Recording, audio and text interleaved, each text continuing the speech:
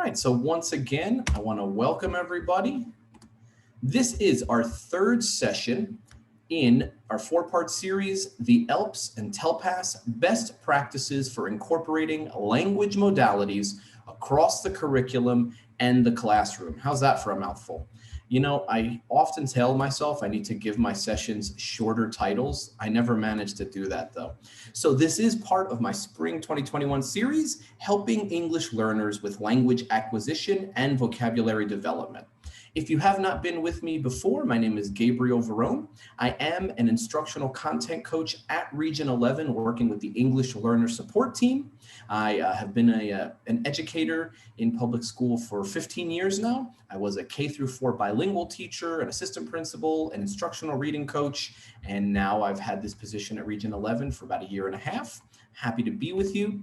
This is my beautiful family. I got a son, Malachi, in 8th grade. Zachary's in 3rd. My beautiful wife, April, is a critical care nurse. I am a comic book nerd and love Marvel and DC. And I work part-time with preteens at Southcliff Church in Fort Worth. So I try to keep my pulse on the, on what the young people are doing these days. All right, here are our objectives for today. We are going to explore the connections between the ELPS and TELPAS and look at strategies to implement the ELPS in our classroom. We are going to look very specifically at the strategy Talk, Read, Talk, Write as a tool to help students understand increasingly complex text. And as you can see, we have our T-test goals here, so you can use this for your end of the year evaluation as evidence of your professional growth in those dimensions.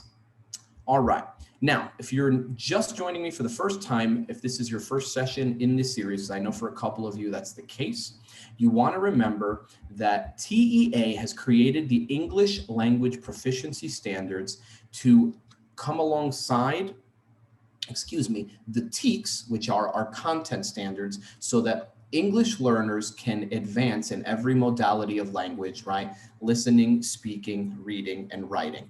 I'm going to drop the bit.ly for the ELPS in the chat. So if you do not have a digital copy of them, you are able to access it, okay? So let me stop my share real quick. And there's a couple things I'm going to share with you. So I'm going to drop them in the chat and then I'm going to let you know what they are. So that way I don't have to pause the screen sharing as often. Okay. There's a lot of resources in today's training. So there are the ELPS. Okay. I'm also going to share with you the language proficiency standard descriptors. Oh, duh, I already have it open. So now, oh, that's not it. Sorry about that. There we go. Okay. Now, obviously, there is a big difference between emerging readers in kindergarten and first grade, and obviously in second and third, in many instances, they are still emergent readers, right? But obviously in 2 through 12, there are some differences. So I'm dropping in the proficiency descriptors, both for K1 and 2 through 12. All right, you can open those as well. And then the last thing that I'm going to put in there for right now is the LIAG, which is the Linguistic Instruction Accommodation Guide, okay? And I'm gonna go over all of those, but I would recommend that you open those up because we are gonna be looking at them as we move on, okay? All right. Sorry about that. Thank you for your patience. Okay. So I'm not going to read the statement from TEA because you are literate and you can read, all right? Just know that if you are going to intentionally plan for language acquisition, right, you want to look at the ELPS and decide with my content objectives, how am I going to have my students demonstrate growth in language acquisition proficiency using these standards? And what we're going to do is simplify that process for you today as we think about reading. Okay, basically the TEKS is the what, the ELPS is the how. We pour them together, we make a delicious and rigorous learning solution. Normally I would tell you not to drink the solutions you make in science lab, right? It's a prime safety rule, but this learning solution is completely edible. That was a joke. I don't know if anyone's laughing. Can't tell. Shannon has a mask on, so I'm going to pretend that underneath her mask, she is smiling joyfully. All right, so The TEKS is to the STAR as the ELPS are to TELPAS, right? It is TELPAS season, right? The kids are going to be taking that test soon. Writing sample collection is going to begin soon. And so we want to be cognizant of the fact that the TELPAS is measuring the English language proficiency standards, okay? So if you haven't been with me before, again, I'll do this quickly because I know this is repeated information for several of you, okay? In reading, students in grades 2 and up take an online reading test that measures their reading ability. K1 students are rated holistically using the rubric, okay? In writing, we know that students submit writing samples, and 5 of those are collected, and they're supposed to be authentic samples written by students during the course of normal instruction, right? It's not be like, okay, we're gonna stop everything and take our TELPAS samples, right? It should be, we are doing writing in math, in science, right? We're responding to a prompt based on something that we've read as a class, and it should grow out of authentic and genuine instruction, okay? Similarly, students take a listening test where they respond to a series of directions or answer questions. And lastly, students take an online test where they answer questions by speaking into a microphone, okay? Now, these are the linguistic domains. The proficiency levels that students are rated at is beginning, intermediate, advanced, and advanced high. And then as I mentioned, here is the K1 reading rubric. And basically it's broken down. If you look now, there's not just 3 bullets, or here there are 3 bullets. So like the first dimension of bullets all the way across from left to right talks about ability to derive meaning from read alouds, okay? The second one looks at ability to recognize environmental print, and then to recognize sight words and more difficult multisyllabic words. And then the last bullet looks at ability to decode, okay? I'm gonna give you an opportunity, you see there's a timer, if you are a K1 teacher, to explore this a little further, but let me go ahead and jump ahead to the 2 through 12 rubric, okay? Now you'll notice here, right, some have more bullets than others, but the bottom line is the dimensions measure the depth and complexity of what students can read, right? The speed with which they read, right? Their ability to engage independently with grade appropriate text. And lastly, their ability to apply comprehension skills and higher order thinking skills, all right? So you know what you teach. So I'm gonna let you take 3 minutes to go over the K1 rubric, okay? Or to go over the 2 through 12 rubric, whichever one is more appropriate for you, all right? If you finish and you wanna go ahead and look, let's say you're a 5th grade teacher, right? But you're like, I know that some of my newcomers, right, or some of my kids that are at beginning stages of English are gonna need some of the skills that emerging readers need, because basically they're interfacing with written and spoken English for the first time, right? So similarly, if you are a K1 teacher and maybe you have some more advanced students, you might benefit from looking at both, all right? What I want you to look for is just some aha moments, some patterns that you recognize, or anything that stands out to you in particular. Okay, if there's any questions, please drop those in the chat. In the meantime, find the appropriate rubric for your context and read it and familiarize yourself with it now.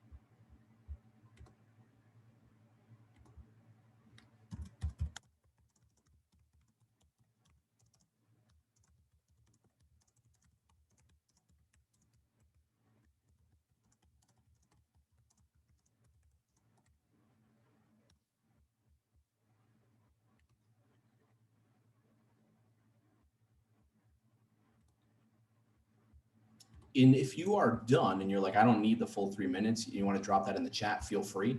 If you need the full 3 minutes, that works too. But if everyone's like, I'm done, we can move on.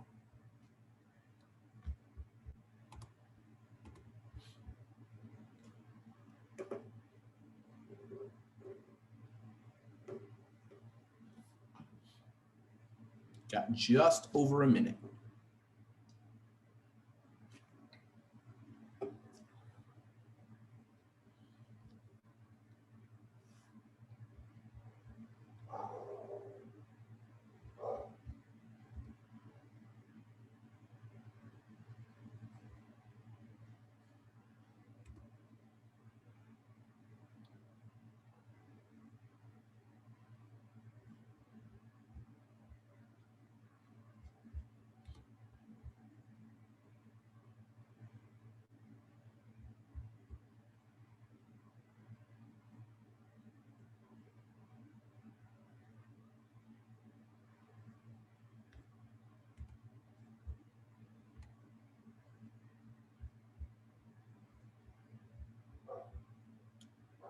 "20 seconds.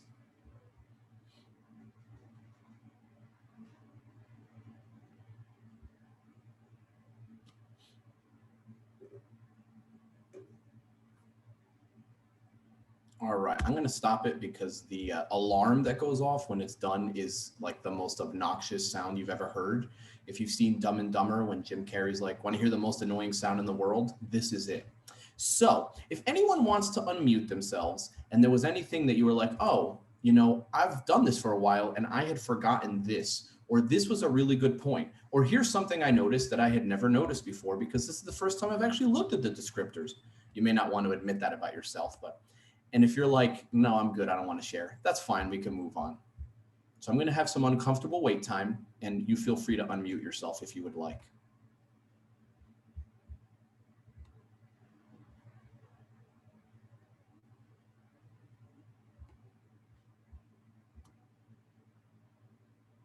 All right. By the way, Trina, I just want props to you because you're taking care of your child, you're paying attention. You are a super mom. You are the best. Also, for a second there, when you had your head like this, I was like, she's about to drop the beat. She's going to drop it right now. All right. So here's the thing. Even if you are extremely, oh, that's not supposed to start. Even if you are extremely experienced, right? If you look at those descriptors, if nothing else, I had forgotten how detailed they were when I was preparing this. I was a little overwhelmed, and it was like my job to make sure people were doing that, right? And so a tool that simplifies this immensely for you, and a lot of you are already familiar with, is the LIAG. Okay, it has the same linguistic domains, it has the same proficiency levels. I already dropped it in the chat for you, but today we're going to look at pages 8 through 11. Okay, 8 and 9 talk about the descriptors for K1, and then 10 and 11 talk about the descriptors for 2nd through 12th grade, okay? And I apologize, I tried to get these a little clearer. It just, the resolution wouldn't happen. So, okay. So you'll notice here for K1, you have A through K. These are all the ELPS for reading, okay? There's not that many, right? It's not like the TEKS where there's like 5,000 of them, because it just depends on the grade level, depends on the subject, right? So there's not that many. And then if you look, they've gone ahead and simplified this and given you some reading activities. Paired reading, sing-alongs and read-alongs, chants and poems, shared reading with big books, guided reading with leveled readers, reading subject area texts, and on and on and on. And a lot of these are things that you already do and are requirements of your literacy block if you're doing balanced literacy, right? Okay. And then what I want you to notice is for 212, these are almost identical. They're almost identical, right? They're not that different. What's different is the difficulty and complexity of the text. This is a case of if it's good for the goose, it's good for the gander, okay? Now, what I do want you to notice, excuse me, and I must insist that you actually participate this time. Otherwise, I will end this meeting prematurely in protest. No, I'm just kidding. I won't do that. But on the left, you have the suggested teacher behaviors for beginner students. and that's in K1. And then on the right, you have the suggested teacher behaviors, right? So these behaviors basically are how you bring this stuff to life, right? Because it's real easy to say paired reading. Oh, okay, well, but what does that look like? And so they give you some more descriptors here, okay? So this is K1, this is 212, K1, 212. I just want you to notice what similarities or areas of commonality do you see between the teacher behaviors regardless of the age or level of the student. Okay, so take a look at that. For beginner or intermediate, once you notice some commonalities or some things that are the same, go ahead and unmute and let me know what those are, or drop it in the chat. But guys, I've been talking a lot. You've got to be tired of listening to me. Now you could listen to yourselves.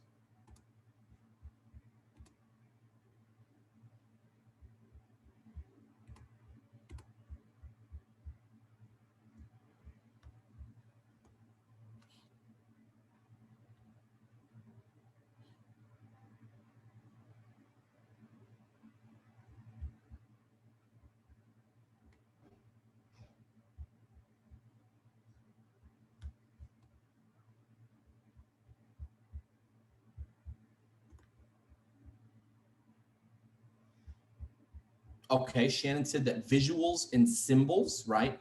Using those visual, oh, sorry about that, my fault. Those visual supports, doesn't matter how old the kids are, that is essential, right? Okay. All right, Mariana said at the beginning level, there's read aloud to a model enunciation. So Mariana doesn't have to answer this, but for anyone, is it not okay? Let's say you have a junior in high school. If you have a sufficiently complex text for them, right? Would they not benefit from a read aloud? Would that enunciation, that reading of complex text that maybe they couldn't read on their own, would that be beneficial, or would it be appropriate, or would it be one or the other? Would it be both? What do you think? I believe it would. That's Shelton, Mariana. I think it is beneficial, but we think that stopping on, I don't know, second, third grade, we should have had read aloud anymore, and so it's good to have that for the kids even when they're um, all the way to 12th grade. I agree. The thing is, read alouds are your friend, right? Especially if you have kids at wildly different levels and you have this complex text that you must get through because it is essential for them to understand the skill. If you do a structured read aloud, and now you can pair them, they can do some group reading, you can read a little out loud, they can read a little out loud, you can do a little bit around robin, right? The thing is, it depends on the needs of your class, depends on the continuum of kids you have, but never underestimate the power of a read aloud at any grade level. Now, if you're in 12th grade and you're reading The Cat in the Hat aloud, you're wasting your time, right? Unless they're all newcomers and like they're actually benefiting from the phonemic awareness and the rhyme and all of that. But what you need to do is read them text that is sufficiently complex for them, right? That they can, because you can, even we can, orally, AU, right? Process text better if it's read aloud with the appropriate cadence and pronunciation. Okay, now, all right, we getting another person. So I want to spend the rest of our time, because we're good. We got 40 minutes, but if we're going to get through this, I want to talk about talk, read, talk, write. Now, this is the read portion, right? Not the write portion, but we're going to use this as a segue to next week as well. Here's the thing. There is a gazillion strategies in there, right? Using environmental print, using chants and sing-alongs, using structured phonics and phonemic awareness and phonological awareness activities, right? But if you think about having students interact with one another, setting a purpose for reading, if you think about a lot of the goals that are essential to good literacy, this strategy allows you to encompass dozens of those all at one time, and it's appropriate at any grade level, right? It can be done as a read aloud, it can be done as independent reading, it can be done as shared reading, and so it allows you to attack the entire gamut of the literacy block, okay? All right, so we are gonna do talk one right now. We're gonna set the context. So here's my essential questions, plural for you, and these are my learning goals for the activity. What might the talk, read, talk, write strategy involve? Okay. Now, some of you are like, I already know this strategy, right? And some of you are like, I've never heard this strategy. Mariana's like, I don't know why I keep coming to your sessions because you tell me stuff I already know. So the only thing I can figure is you stick around for the jokes, Mariana. I don't really know why else you would be here. So if you already know, fantastic, right? It's just like kids in your class. Some of them understand some of the material you're covering, and some of them have never heard of it before, and that's okay. So what might talk, read, talk, write involve? Okay, what might it look like? All right, and then how do you think this strategy might help English learners understand increasingly complex text and develop greater academic vocabulary? So here's what I'm going to do. I'm going to drop these talk stems into the chat for you. You're going to copy them, and then I'm going to put you into 2 breakout rooms to discuss. Okay? So one person, whoever is bravest, is going to use one of the first step. I think talk, read, talk, write strategy involves blah, right? Then someone else who's second bravest is going to respond. I agree because yada, yada, yada. I disagree because I think you're wrong simply on principle. Now, don't say that. That's rude, okay? Or I partially agree because I think it involves this, but I think maybe it involves this other stuff too, okay? So that's the first 2 people. Then the third person, third bravest, is going to respond to the second one. I think this strategy will help English learners understand increasingly complex text and develop academic vocabulary because, and then the fourth person is going to respond. If there's a fifth person, they can respond to whichever of these they want. Does that make sense? So we're going to do a round robin. Person 1, respond to the stem. Person 2, use a response stem. 3 is going to respond to the second one, and then you're going to use the response stem again that you find most appropriate. Everybody get it? Okay, we don't have a lot of time, so I'm only going to give you 4 minutes. That's 1 minute per person to talk. I'm going to drop this in the chat. If you need any clarifying information, speak now or forever hold your peace. All right. Oh, Mariana was so kind. She said she always learns something new. To Mariana, I would say, you do know it's a sin to lie, right? I just want you to know that. Just kidding. Okay, so I'm going to put you in 2 rooms right now. Go ahead and accept the invitation in the center of your screen. If you don't see it, please let me know.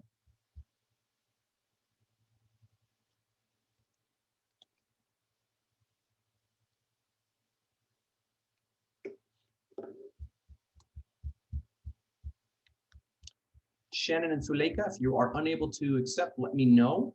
If you're just taking your time, take your time. We are all good. I'm going to share my screen. Here we go. All right. So thank you so much for taking the time to have a thoughtful discussion. And here's the thing. Is there a right way and a wrong way to do talk, read, talk, write? Those of you that are familiar with the strategy, is there a way that like, no, I'm sorry, that is completely unacceptable and you will be deplatformed like Parler? Is that going to happen to you if you do it slightly differently? Anyone? No, right? The thing is, the point of the strategy is to have your children to leverage the language ability of the children you have in your room, right? I just kind of put you in a room because you're professional adults, you know how to talk to each other, right? But if you strategically group your children, right? Partner a child, say, who is advanced high with a medium so that they can help each other and the medium can benefit from the advanced high, or a medium with intermediate, why am I saying medium, with a beginner, right? You want to leverage the ability of the children that you have so that everybody gets a chance to talk, everybody gets a chance to listen, and everybody gets a chance to process, okay? Oh, Shannon, you don't have to apologize. It's totally okay. You're good.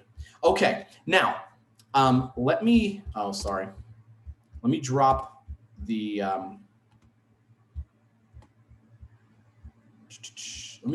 article that we are going to read, and it is brief, so you don't have to worry that I'm going to keep you here forever, because I'm not. Because the thing is, I want to go eat dinner when this is done too. Okay, so go ahead and open the article, okay? And what I want you to do, and obviously this has this beautiful, helpful visual. As you read, right, the point of reading is to cultivate knowledge. right? Is to help the children or the students, whoever it might be, to understand something new or to refine understanding they already possess. Okay? You're going to read right now, you're not going to read all of it. You're going to read through the section that says cultivating knowledge. Okay? And yes, I totally stole that from the article. All right. So you can see the article, correct? I lost my part. Oh, because I didn't share my screen. What a dum-dum. I apologize. Sorry about that. Here's the article. Now you can see it, right? Shockingly, if you don't share your screen, the participants can't see what you see. I know, it's a shock to me as well. So you're going to read the introduction, the basic outline of talk, read, talk, write, talk one, setting a context, and read cultivating knowledge. You're going to stop here where it says talk two, okay? And as you read, what I want you to pay attention for is look for information to answer the following questions. How does the author suggest we establish learning goals for readers? And what strategies does the author offer for annotation of text? Now, I understand if you have K1, 2 emerging readers, it's very difficult for them to annotate text, right? It has to be done collaboratively, cooperatively. It's probably better done in a small group setting, right? But there's nothing to say that you can't start reading something aloud. Students can have a graphic organizer, and then you stop at some strategic points and you annotate together, right? So you're modeling the reading and pronunciation, you're modeling the thinking, and you're also modeling the writing, okay? So again, I understand that you need to scaffold this based on the level and the ability of your students, okay? So after you read, post in the chat your response to one of the following sentence stems. One way the author suggests to establish learning goals is to, or the text annotation strategy I found most interesting was blank because. All right. So are there any questions? If not, I'm going to start the timer. You have 6 minutes to read up until it says read cultivating knowledge, right? And then to respond to one stem in the chat. So, okay. So if you see that there's only about a minute left and you haven't finished all the reading, go ahead and respond to one of the stems, and then you can finish the reading later on your own if you choose to. All right. 6 minutes, go.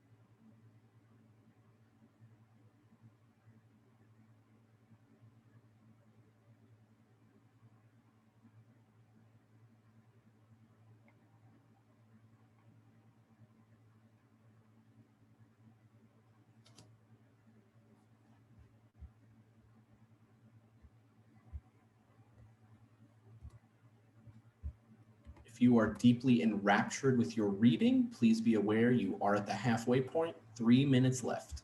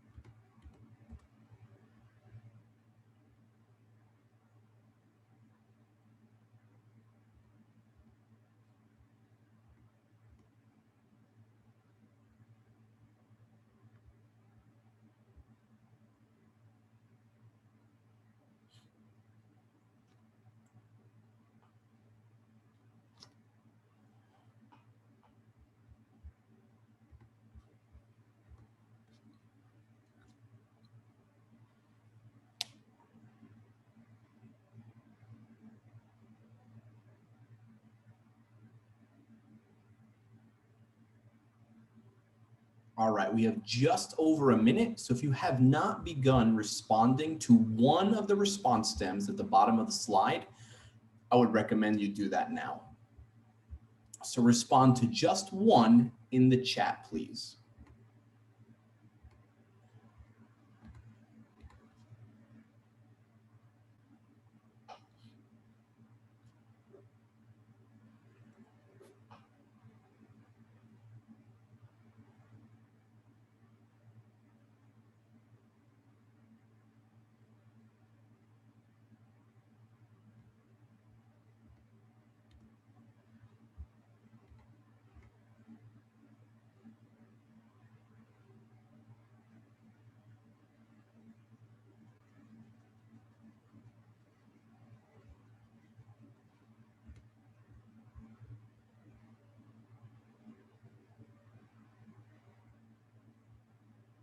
And go ahead and peruse some of the other folks' answers, because a lot of times the gems of learning come from your fellow participants, not necessarily from me. Sorry about that. See, I forgot. It's horrible. It only gets worse. The only saving grace is that if you let it go on long enough, it finally starts going, whoop, whoop. That's the sound of the police. You remember that one? No, nobody? It's like 1995, maybe. Anyway, okay. So, all right. So Yoleni said to be intentional when selecting introductory questions and an engaging way to start with the strategy. For example, presenting an interesting situation related to the topic instead of just asking them what they want to learn. Okay, thank you very much. Okay, very good. Lucia said that goals help ELL students connect with the topic. I'm not going to read every one because we don't have time, but I appreciate your thoughtful responses.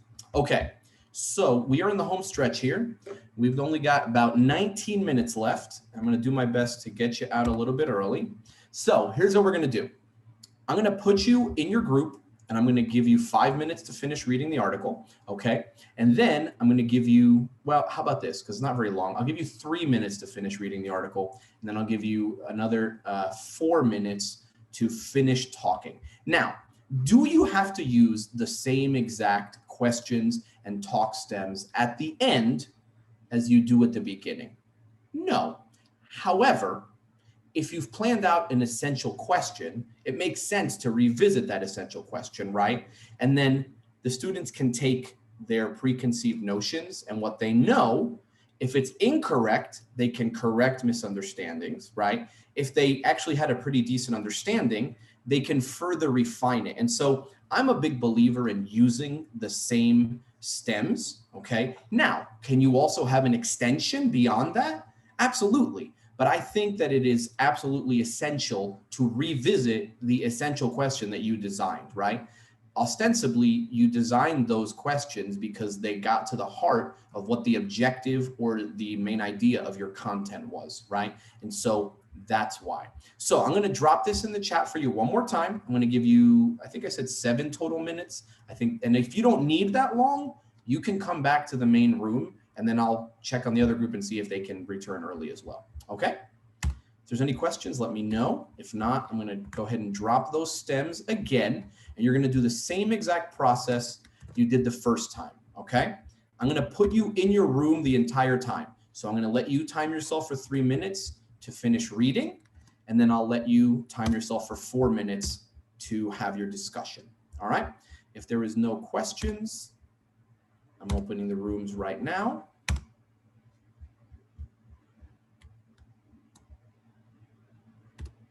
And I will come and narc on you while you're in your room, okay?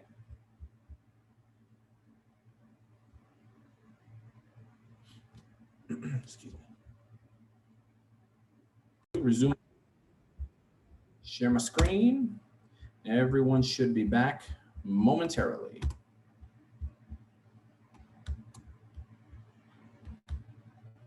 Okay, so I heard absolutely fantastic discussions. I also heard copious use of academic vocabulary in relation to English learners and scaffolding and differentiation. That always makes me very pleased, but it also it makes me nervous because I'm thinking, I don't know, these people might know more than you. Maybe they should be leading the class. So, all right, I'm gonna spare you. I'm not gonna make you do the final step, which is the writing part, right? So is it okay? Oh, Mariana's like, how about this, Mariana? I'll send you an email and you can write me a 5-paragraph essay summarizing your learning. Does that work? Do you need me to provide a word bank of relevant vocabulary that I would like included? Okay, I will do that. I'll also send you the accompanying rubric and I'll let you know, and I'll resubmit your grade to you within 5 business days, okay? So, is it possible, is it good, is it okay, you tell me, I'm gonna throw this out there. Is it okay, the students talked, right? Is it okay to then say, all right, as an exit ticket, I'm gonna give you the same exact STEM you talked about, I now want you to write about it. Is that okay? Can you do that? Is that good? Lucia, you seem dubious. You're nodding, but you're like, I don't know. I don't know, Mr. Verone. So I would say absolutely, right? For an English learner, oral rehearsal is often a necessary precursor to actual written English, right?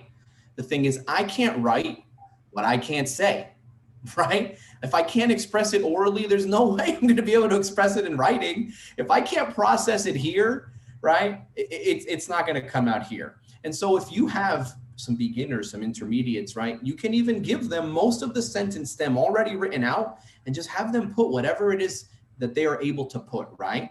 And then if you give them the sentence stem already written out and you give it to your advanced high, right, they don't have to be fatigued writing the beginning part. They can write the rest. Or if you want them to write the rest because they're capable, that's fine too, right? Is it okay to take the discussion and extend it with some questions and have them write something at a little bit higher level? That's okay too. I realize it sounds like a cop-out to say, you need to do what's best for your students, but that's the truth, right? You know their level. You know their descriptors, at least ostensibly, right? At this point, you're rating them holistically, you're preparing them for these tests. And so as the educator, you need to do what you know is best for them. And what I like about this strategy is that it involves every modality of language, right? And depending on how you structure it, as a read aloud for the whole class, as a shared reading where you do some of the reading, they do some of the reading together, they do some independently, or if they are at an upper level and they can genuinely read it independently, right? Or let's say you use something like Reading A to Z, which has multi-level books, right? So you're studying the same subject, but your advanced and advanced high have the most difficult one. The intermediate has one that's in the middle, right? And you can give them that scaffolded text so they're still able to talk about the content, interact with the vocabulary, but do it at their level, okay? So you have a whole bunch of options there. All right, now the last thing, the last thing I'm gonna ask you to do is if I can, there we go. I do need you to just answer this very quick Google form. It is an impact measure. If you've done this before, it's the same 3 multiple choice questions, but the form is gonna ask you for the date, the session number, and the title, and you can just copy and paste that from the chat, okay? Everyone usually does this in about 2 minutes. Nerd, come on, sorry. My computer sometimes doesn't cooperate. Kind of like my children. I love them, but I wish that they listened a little more. And if you're a parent, you agree. I know you do. Oh, that was the wrong, sorry, that was the wrong one. I apologize.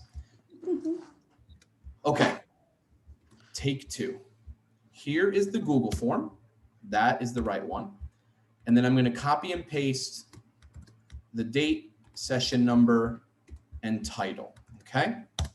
So if you'll go ahead and take that Google form for me and then just put done in the chat so I know when to move on. Then I have just a couple of brief words and I'll have you out on time.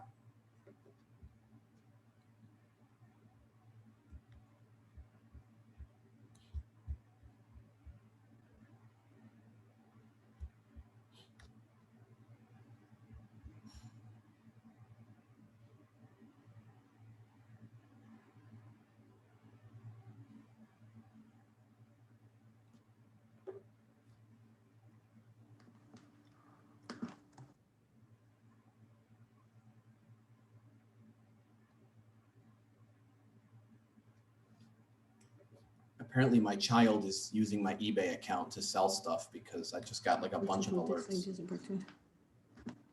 All right, Erica, thank you so much. You are the first one done. You win 59,000 points. Mariana, you lost today. Somebody beat you. She's usually first. So only 12,000 points for you, I'm afraid. All right, pretty much everyone is done. So thank you so much. All right, here is the final words.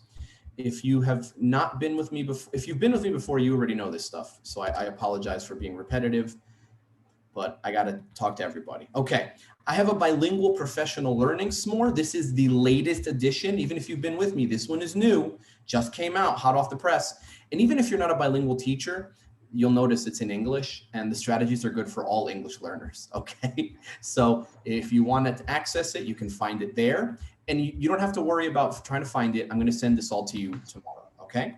We also have our English Learner Professional Learning s'more. That is from my colleague, Melanie Yoakum. And then these are the latest editions of the English Learner Parent s'more in English and Spanish, right? And these are available as online, but we also have PDF versions. So if you want to like print them as a double-sided copy to send home, you can do that as well, okay? These are my upcoming sessions. So if you would like to torture yourself yet again with me, please come on back. I'm always happy to have folks.